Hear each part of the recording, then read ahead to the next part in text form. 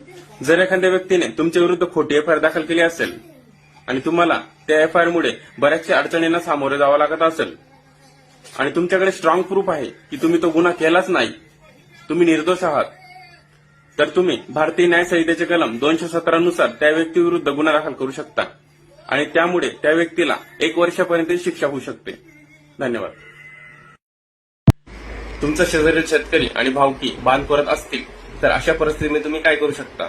तर अशा परिस्थितीमध्ये तुम्ही दिवाणी न्यायालयामध्ये दिवाणी प्रक्रिया संहिता आदेश 7(1) व कलम 26 नुसार दावा दाखल करू शकता. तुमच्या शेजारील शेतकरी आणि भावकीच्या विरोधात कायमचा मनाई हुकूम मागू शकता. धन्यवाद. आधी तुमची फसवणूक झाल्यास तुम्ही आयपीसी सेक्शन 420 अंतर्गत समोरच्यावर गुन्हा दाखल करत होते, परंतु आता नवीन कायद्यानुसार तुमची फसवणूक झाल्यास तुम्ही BNS सेक्शन 318 अंतर्गत समोरच्या व्यक्तीवर गुन्हा दाखल करू शकता. धन्यवाद.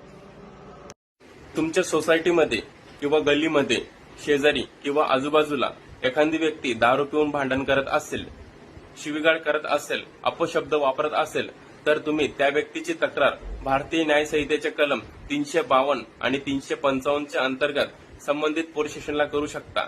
त्यामध्ये त्या व्यक्तीला 2 वर्षापर्यंतची शिक्षा होऊ शकते. धन्यवाद.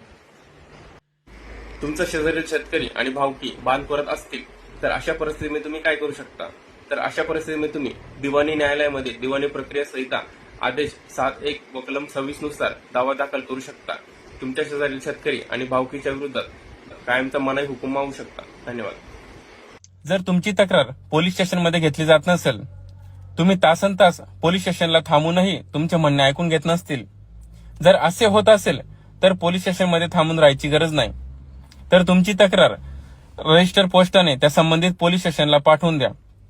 त्याची कॉपी कमिशनर ऑफिसला पाठवा. जर 8 ते 15 दिवसांमध्ये तुमची तक्रारीची दखल घेतली नाही तर तुम्ही संबंधित पोलीस स्टेशन विरुद्ध कोर्टामध्ये तक्रार दाखल करू शकता.